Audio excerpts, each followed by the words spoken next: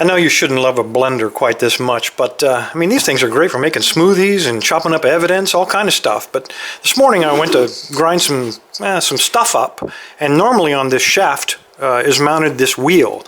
Now this wheel is made from plastic, and cast into the bottom of this plastic, I tried to glue it, of course it doesn't work. Cast into the bottom of this plastic is this brass collet, which is then press fit onto the drive shaft of what's a pretty high quality electric motor. Everything on this thing is practically new. I've only ever used it a few times. So went to buy a new one. Of course, you can't buy the part because it is press fit on there. And of course, it's made in China.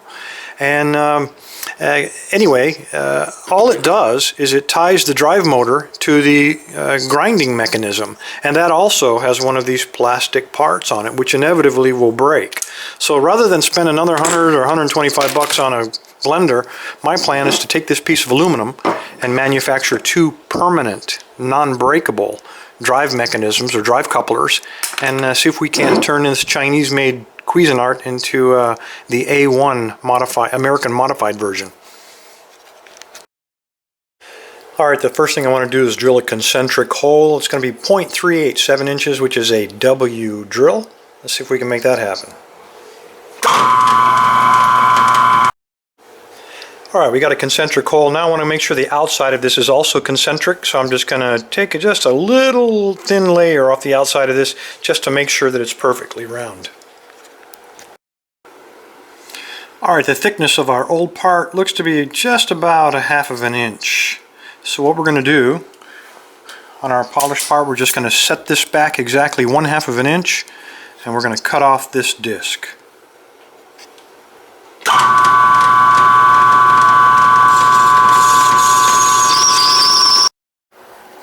Alright, we got our part kind of roughed out. Good diameter, matches up pretty closely. And put that on the center line, and what we discover is that when I look closely at this, it turns out that this is some kind of really hard rubber. I suspect it's to absorb the shock of the turning on and turning off. So at least initially I'm not going to replace this piece. So this will become a game of mathematics. We need to cut a slot every 60 degrees around here. The more impellers we have on our driver disc, the more efficient this thing will be and the more balanced it will be. So I need to cut these notches to match up with this, and hopefully it'll be meshing here in about 15 or 20 minutes. Alright, got this thing laid out every 60 degrees, and we're going to machine off the front of the driving face one at a time.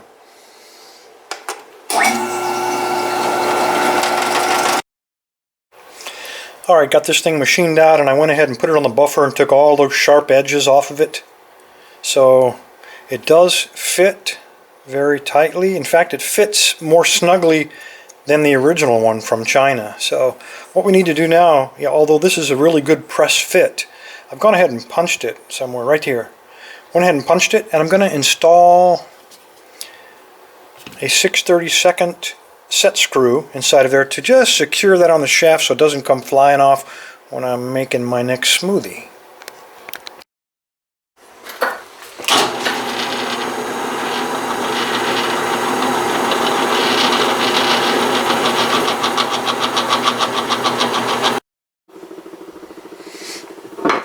Okay, we got our 6/32 tap.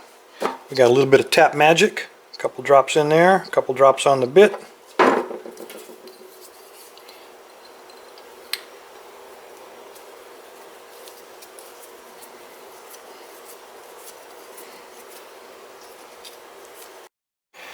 Alright, now comes the hardest part, and that's remembering how all this junk goes back together. Oh God.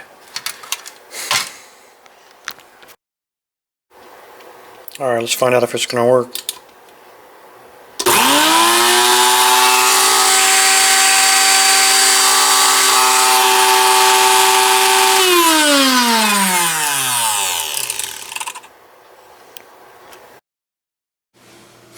Alright, the final test. We got some frozen strawberries, a banana, and go ahead and throw some cherry tomatoes up inside of there.